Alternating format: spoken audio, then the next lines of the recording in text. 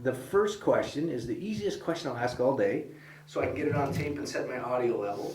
Your name is, Elizabeth Hall, and the spelling of it? Elizabethhall. And your maiden name? Berg, Bergh. And when and where were you born? I was born in Olympia, August 14th, 1927. Oh, you were just a little bit after Dad. He was 1/3/23, January 3/23. Well, so growing up in Olympia, born in Olympia, old St. Pete's Hospital. Yes, that's right. And your dad, what did your dad do? He worked during the Depression, he worked for the water department. And after that, he was a stockholder in the veneer company. Now, do you remember as a little girl playing in Olympia what you wanted to be when you grow up, or were you too busy playing? I think I was a little too busy playing, although I did get inspired. My mother took me to the ice follies when I came to Olympia, and I'd never seen anything so glamorous, so I always envisioned that I might be an ice skater someday. Was your mom a stay-at-home mom?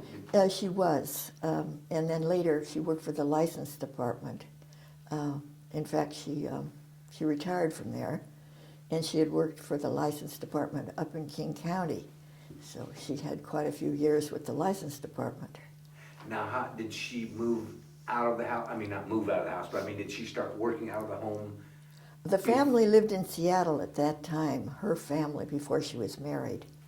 And then they bought a ranch down on Chambers Prairie, and they bought property in town on 20th and Franklin.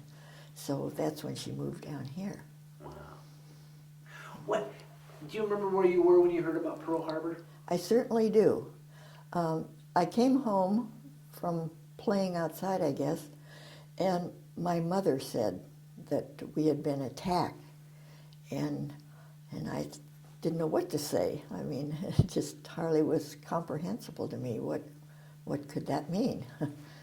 And then I remember going to school several days afterwards, or perhaps it was the following day, and I must have been in high school because I remember they had the President Roosevelt.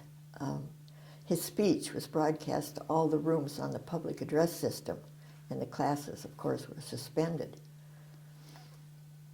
So that's what I remember about hearing first about the war. Did that create a fear? I mean... No, it didn't. Not at all. I just didn't realize how awful it was. It was I heard about other wars, of course, but it just didn't sink in what a bad thing it was. So you think you were at Olympia High School by then? Yes. Okay, so you weren't at St. Mike's. Mm-hmm. Okay. Now, so when did you decide to get involved in the war effort? Well, I think I started in my senior year at high school because the USO opened, and I went up there to dance and make Sundays for the guys, or whatever. And I think that's kind of got me going on that. And then I think after that summer after I graduated, my girlfriend mentioned that she had seen something about a notice that they wanted workers up at Fort Lewis. And of course, the summer after you graduate from high school, you don't really have much in the line of plans. So that's what we signed up for it, and we got accepted. The USO, when you went to dance at the USO and make Sundays, was that a patriotic thing, or was it because there were young men there? Both, I think. Yes, I think it was a combination. Did they recruit people to come to the USO, or it was there and you just... I don't really remember. I had an aunt that used to work up there, older than I was, and some of the older girls that I knew went up there. So it wasn't like I just signed on to go up and didn't know about it. It was talked around a lot about it in senior class at high school. It's interesting because, so you're 17, 18 years old or something, and a young woman going up, there's these young men out of the military and all that. today, I couldn't think of a parent in a non-wartime not being concerned about their daughter going up to be with the military guys today. That there might be a negative connotation. Was there any hesitancy at that time? Was it a different world? Not from my family, because I had two uncles that were retired Army. And we always had a history of the armed services, our family being involved with the armed services, like Spanish-American War, just about every Civil War. We visited that battle site where my just very distant cousin is buried. He was a sharpshooter at Gettysburg. And my husband's family, of course, is very war-minded from colonial days. Wow. So, no, I think my mother knew enough young boys that went in that she just assumed they were all kind of that way, and it was very well supervised. There were a lot of older women from town that worked up there. Did a lot of different jobs, like arranged for telephone calls home and that sort of thing. So it was a mixture of ages. Which is interesting. It shows, again, how different the world is. Arranged for telephone calls home. So where did they go to make the telephone calls? I think they had something there. I wasn't involved in it, but I think there was a room they could go to, and they provided, and I think maybe the city did it, paid the bill on it. Just like we never charged them for anything that they wanted from the little place where we served the Sundays and different things.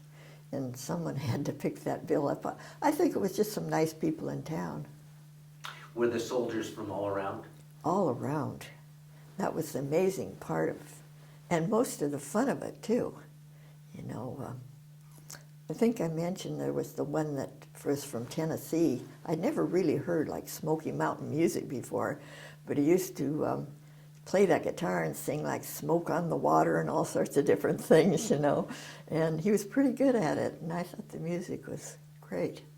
So did he get up on the stage there, or he just was kind of off in a corner playing for people, or? He just sat in a corner. They made it comfortable up there. They had chairs where they could sit and play their guitar, or you know, if they wanted to write letters home, or whatever they wanted to do.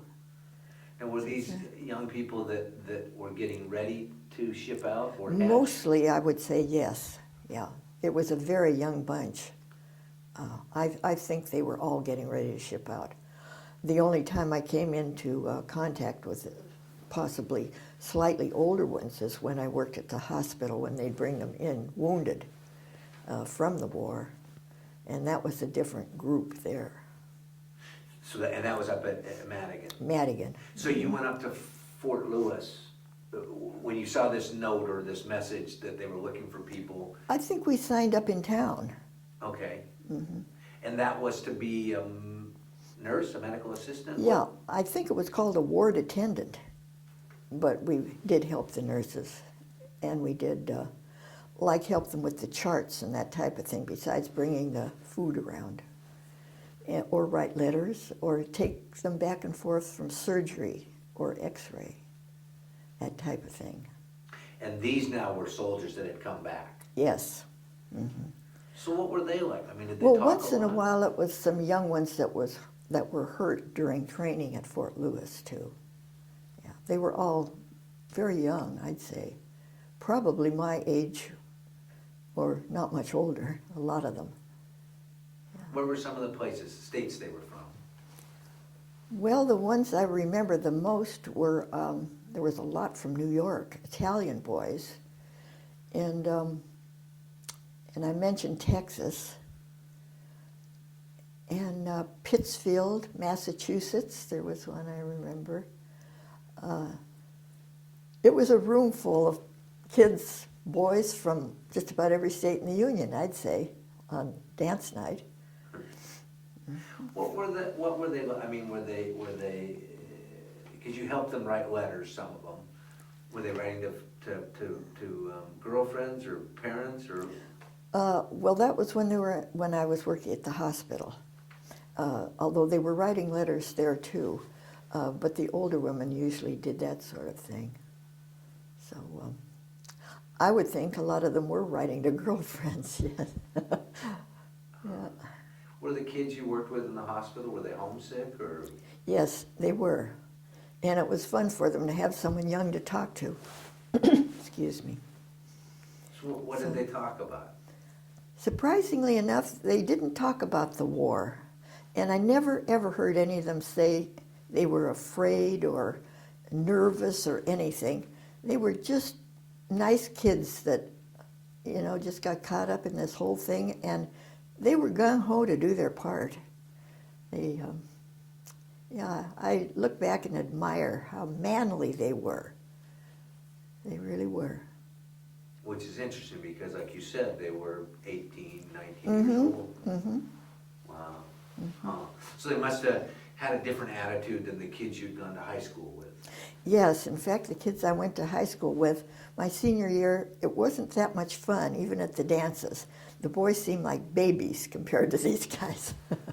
Although a lot of them didn't finish high school because they wanted to get into the service themselves. There was quite an eagerness to be part of the whole thing. I guess at that time they didn't realize what they were getting into. Now, when you worked in the hospital, were you a civilian working for the service, or did you have to enlist? I was a civilian. And who paid you? The government. The War Department, I guess, that's where my papers came from. Maybe you can tell a little more by reading that, exactly who I was employed by, but... And how much an hour did you make? 81 cents. So was that good money? You know, it was in those days. That's about what I could make for babysitting, maybe. But it was good money, yes. Mm-hmm. Now, what did your mom and dad think about you starting to work up there? Well, they thought it was all right because I went with my girlfriend and we knew other adults from town that would ride out on the bus. So I think they felt it was okay. And another thing, because my senior year, a lot of the boys that I danced with at the USO came up to my home and my mother would make them dinner and that sort of thing. So I think they felt confident that they were young men that were, you know, gentlemen. And I think that by and large they were. There just wasn't a bad element there. Which is interesting because, and this is why it's so nice to get history from the people that were really there. Movies sometimes portray these soldiers as just sex-crazed maniacs and all that, but sounds like really not who these people were. It wasn't at all that I could ever tell. In fact, I just about laugh when I hear that type of thing. They were just kids out of high school. Nice kids. And I assume they liked coming to your house because here was home, family. Yes, that meant a lot to them. Mm-hmm. Was there a certain day of the week your mom would have people over? Or? Well, it wasn't a regular thing. Sometimes it was like at 4th of July or something and they had a little time off from their training. She'd get something together and then we'd all sit out on the front lawn, my girlfriends too that worked up at the Madigan, and watch the fireworks up at Lincoln School, you know, Stevens Field up there. And that was kind of the big 4th of July. And sometimes we would take them down to our property at the bay where it was more like a picnic sort of thing. Was it kind of like being in high school? I mean, was it still this young girl, young man, young boy, crushes, or was it just was a part of history? I mean, a part of... Well, they moved them around in a hurry, so nobody had a chance to get really too serious. They were kind of there, and you dance with them, and I have a lot of letters written by them, you know, when they moved on. But I don't recall any of my girlfriends ever married any of them, although we had very good friends that we knew at that time. And when they moved on, you should go back to action that they were writing you, or they went home, or? Well, a lot of them went into action, and that's where I got a lot of emails, you know, where they photographed the mail to save room in the ships. And yeah.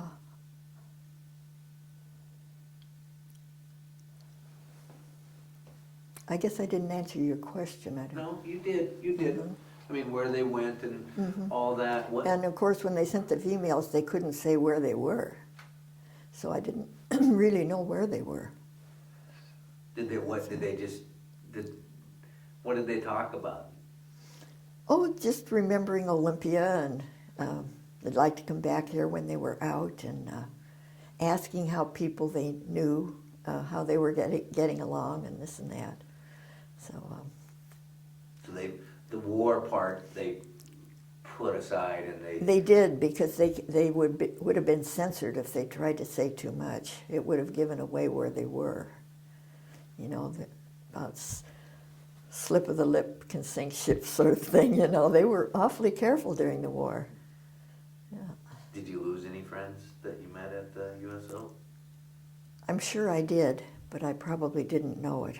And I did know high school boys that I lost, that were friends of mine. Yes. And your cousin, is that right? Yes, my cousin, John Barrett.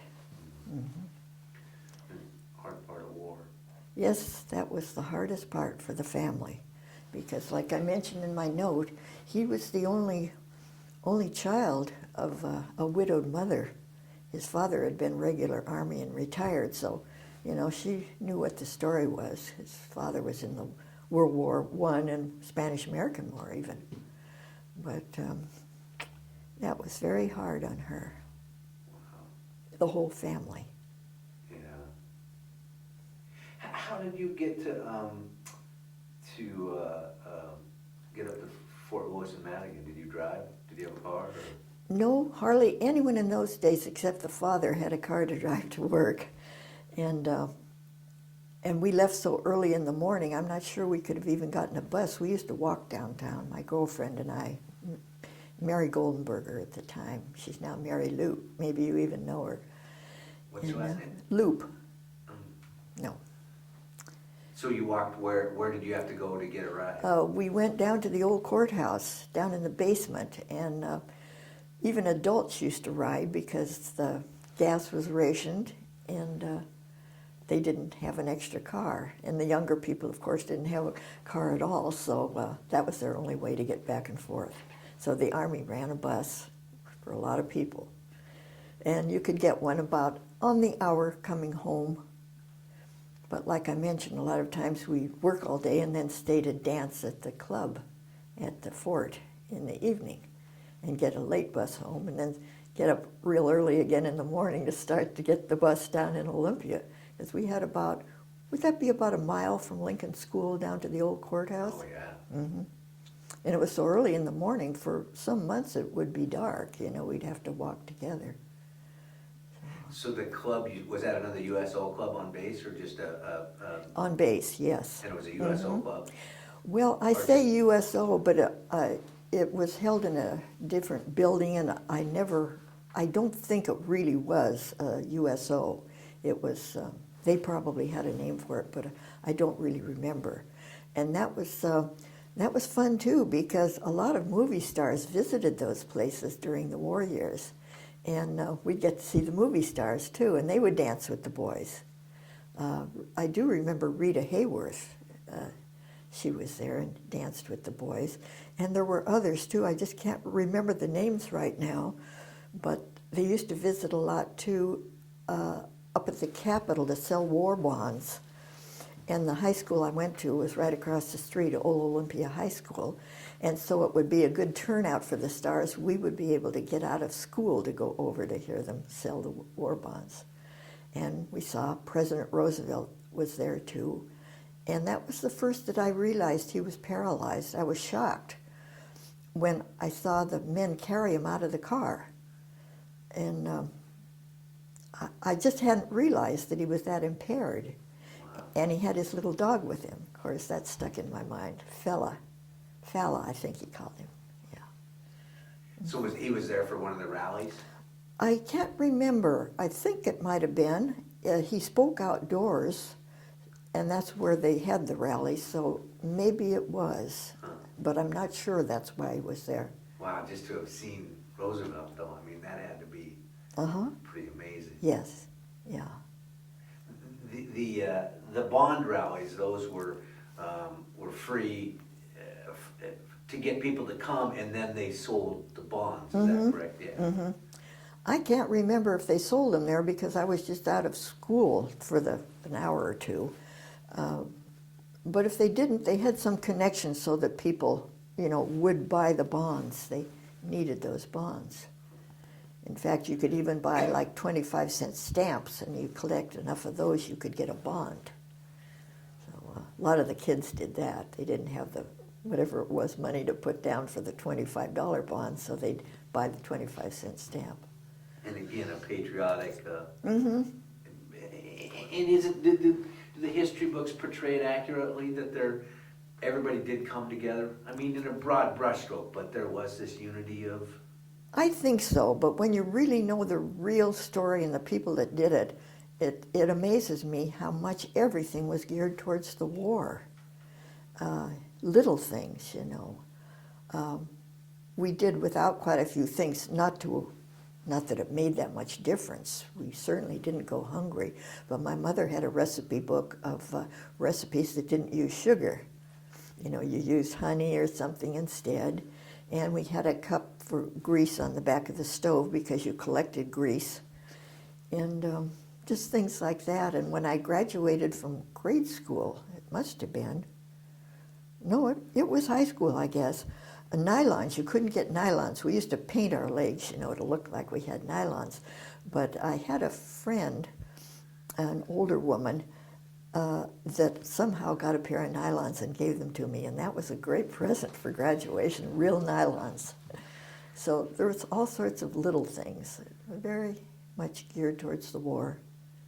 That's, I heard a woman that you had to paint it real careful, and you could paint that.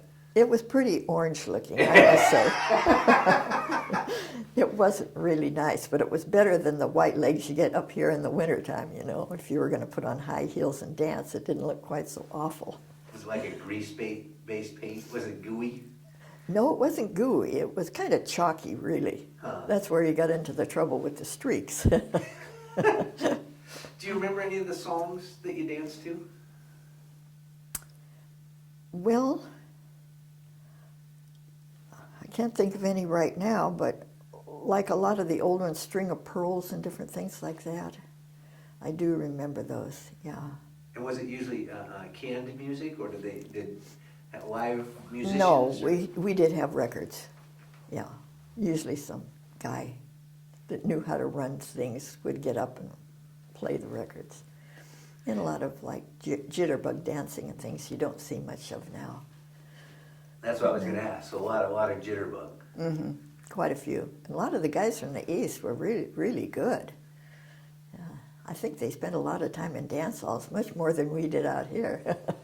Yeah, it must have been interesting. I mean, because you think of that. I mean, now you want to learn more about the country. We get in a car or a plane. We can get there quickly. We can see it.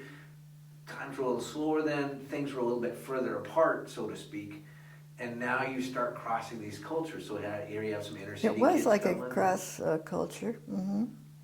Like the Italian boys from New York, they talked a different language in a lot of ways than we did. Not that they were foreign, but they had slang expressions that I had never heard before. And the Texas guys with their drawl and that sort of thing. Were they segregated? Was there African American people, or was it pretty much a vanilla? It was a mixture. At USO, anybody could come, and they did. And I think I mentioned to you that at the hospital, now that I hear so much about segregation in the armed services at that time, there was nothing like that at the hospital. In fact, the colored guys I knew there were, they were kind of the life of the party.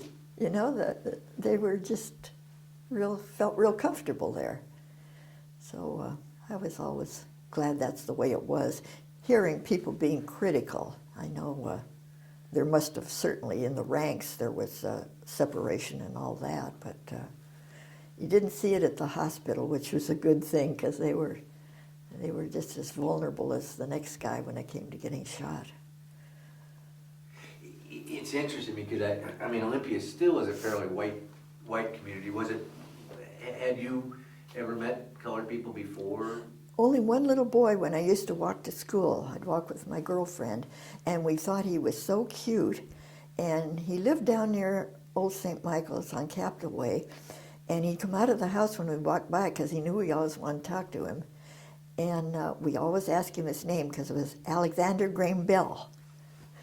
And we just thought it was so cute because he lisped when he said it. And apparently, I don't know, I guess his name was Bell, and his parents must have just named him Alexander Graham Bell. So that was the only dark family I ever knew, and I never saw his mother or father come out of the house, so just didn't, he was the only little guy that we knew. What about... in high school, yes, one of our cheerleaders, can't think of his name right now, but he was the head cheerleader. He was a black kid, did a great job on leading the cheers in high school. So there were a few around town, but those are the only two I can think of. And did you see discrimination, or is that something we've created, kind of? Well, I certainly didn't see discrimination at high school because he was one of the most popular kids there, and he was the head cheerleader, and I think he may have even held some student body offices, I'm not sure. Nobody felt that he was any different. He was just a fun guy. Did you have any Japanese American students with you prior to Pearl Harbor? Yes. I got into more of those at St. Michael's because their parents lived just down the hill from Old St. Michael's over on Columbia Street.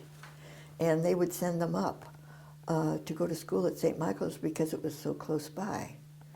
And I always remember that I used to try so hard on pictures that had to be colored to color them correctly, and I thought I was pretty good at it. But the Japanese kids and the Chinese kids, oh, they were so good at it that I didn't have a chance. And a couple of them were my good friends. One of them, I think her family did very well with the oysters because they'd have visitors that would come over from Japan, and they wanted to entertain them in a nice manner. So they wanted sterling silver oyster forks.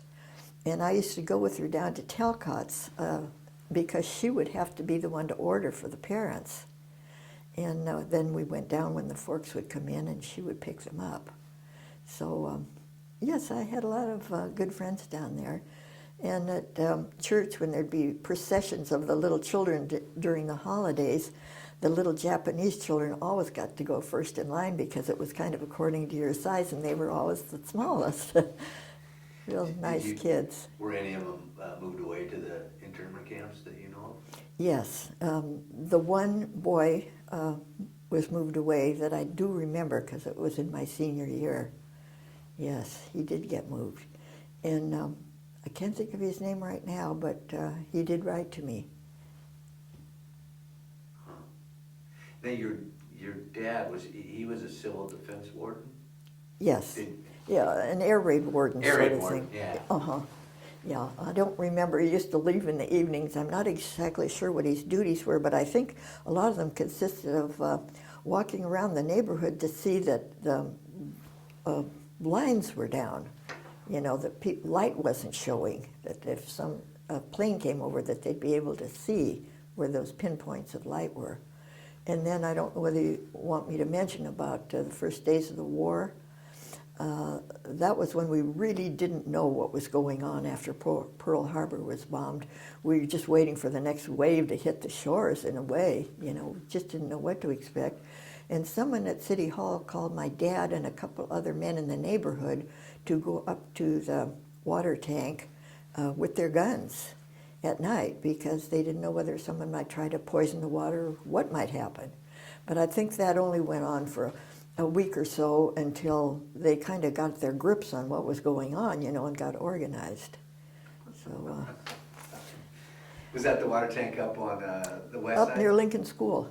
Oh, up, okay, yeah, yeah. Yeah, because that's why they phoned my dad. I think he was working for the city then, so they knew he lived up that way. I mean, it's funny to think, it wasn't funny at the time, but it's funny today to think of them going out with their shotguns guarding. Exactly. Well, I would imagine the other water tanks in town had men up there too. Huh. It wasn't just that one. What did your mom do during the war? She worked for the state license department. That all during the war, because by that time my brother and I were out of school, you know, on our own more or less as far as age-wise, and we really didn't need her at home. So she had worked for the license department in King County. When she started again, then she was able to take it right up here in Olympia. So prior to the war, she worked at a licensing department. I mean, the war effort wasn't what opened. Yes, she wasn't married at the time she worked in King County. Do you think that World War II opened doors for you as a woman growing up? Do you think it changed what would have been your world? I think it did, yes. Definitely it did. Because after the war, I wanted to go to San Francisco to dental college. And I think I wouldn't have thought, it would have been too daring to me if I had never seen a lot of people from other places that, you know, became acquainted with them, to go so far away from home. And as a matter of fact, my mother was one of the first women to own a car that worked in Olympia here. When she came down from Seattle, she had her own car, so she was always a little ahead of her time, too. So when I wanted to go down, she looked into the dental college and decided, yes, she would let me go down. But I must tell you, she was roundly criticized by her friends that thought that was just the worst thing that she would allow me to do, go so far away from home.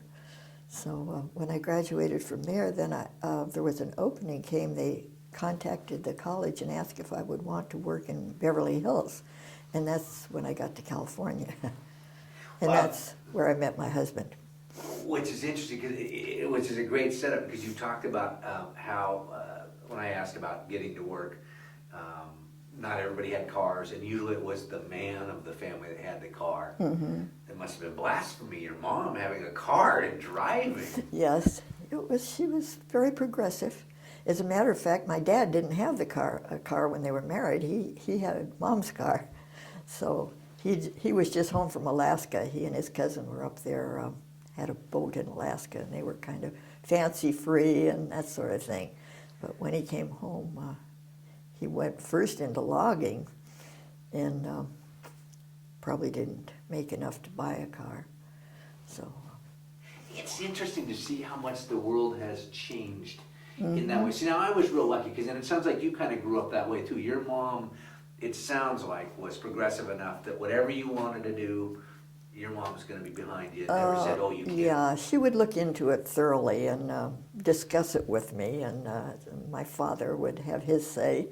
And yes, I think my mother was quite progressive, because when she started to work for the license department here in Olympia, a lot of her friends were working, but they weren't working at that kind of a job. And she knew they were very bright women. And she'd say, well, you know, come on and put your name in and get going here with the state. And they just didn't think they were able to do that sort of work. But one by one, she got a lot of them up there, and they were real good workers. What, do you remember what your mom did at the licensing department? Well, at times she worked up at the desk, and at other times, I'm not exactly sure. I think she checked licenses to make sure that the people that registered were the people that said they were, and that sort of thing. Mm-hmm. What did your dad think about you going away to school? He was so very resigned to it by the time we had hashed the whole thing out. He could see the advantages. When you say we had hashed out, meaning you and your mom ganged up on him and No, straightened him out? No, my dad had quite a bit to say about things. Yeah, yes, he did. So it's interesting, because just like you described that, your mom talking to her friend saying, you know, put your name in, and they're like, oh no, we can't do that, we can't do that. Well, she especially had a friend out in Lacey that Mom always said she was the brightest woman she knew, and she was working just in a grocery store that wasn't even heated, and it hurt Mom because she knew she had so much potential, and she was starting to get health problems from working in the cold and damp. And Mom just kept at her until she got her up there, and she was just a wonderful worker for the state. She retired from the state too. So at that time, do you remember were husbands kind of hesitant about their wives venturing out and getting this independence? Well, my dad wasn't. You know, he was... in fact, I think he kind of admired my mother that she was able to be ahead of the game a little bit here. Yeah. Wow. And I don't recall any of her friends' husbands had that feeling either. Women in those days were very conscientious. They stayed home, you know, with their children when they were small. And the husbands knew they weren't going out just to have a great time. Most of the families in Olympia needed a little extra income if they could get it. And I think it just made life a lot nicer for a lot of the families. Like I mentioned, my mother used anything nice that would come to town, she would take the family. Like the ice-capades that came down. None of my friends went to the ice-capades, but I did. She wanted me to see things that she knew from Seattle. You know, she wanted me to grow up. Where was the ice rink? Was it down by Olympia Supply? Yes. You know, where the... Water Street Cafe? Yes, exactly. Now, my dad's talked about that. Yeah, I used to ice skate down there. Oh, wow. What a wonderful time that must have been. Yes, it was. Yes, it really was. What was your fondest memories of your involvement with USO and with Madigan Hospital? And is there a wonderful memory that comes out of that? Yes, especially now that I have sons of my own. And I think at the time I wasn't serious enough about how serious the whole thing was. It was kind of part fun, part serious, part I felt like I was helping out. And it wasn't until later when I had sons of my own that I went back and thought, you know, that was a bad time for those kids and their families, definitely. Yeah, and I realized what happened after my cousin was killed at San Lo. You know, what it did to the family. I could see then, you know, that it was terrible. I had never really seen that kind of grief before. It's interesting because in some ways not knowing the severity of it might have been better for you because you just brought normal life to these soldiers rather than looking at them with, you know, kind of pity all the time. I know, no. I think that probably was true. And my girlfriend was young too, and she worked on the ward just above me. And so we had a lot of mutual friends, and you know, we just kind of sit out back, some of the fellas that could walk out and sit in the sunshine, and we just visit about things we did in high school or what they were doing, and kind of like they were back home again. Yeah, I think it did mean a lot to them. They were very homesick. And that's why it's so important that people understand in this effort that everybody was involved in it. A lot of people, a lot of the men, especially of that generation, felt that if they weren't on the front line, they didn't do anything in World War II. You know, and it's like, no, there was this amazing effort that the only way we succeeded was because of things like this. Yeah, everybody just felt kind of personally responsible for just figuring out what to do that would help things along. It's interesting. I like that. Personally responsible. And you now look at our society today, and nobody wants to take responsibility for anything. No, it's always that's somebody true. else's fault. Somebody else should have done that. You know, oh, I'd go see those guys, but somebody else could. People used to be that way, though. My dad never got over that his older brother got to go to World War I, and he was just too young. You know, he just wanted to go with Uncle Roy, as he used to call him, Uncle Roy. Yeah. I interviewed one young guy, and he was only son, and he had gone to enlist, but I forget why I couldn't get him. He was 4F or because he was the only boy or something like that. And his mom was so mad because she didn't get to hang a star in her window that her son was No, on. is that right? So, woo. Wow. Well, thank you very much. Well, you're very It was welcome.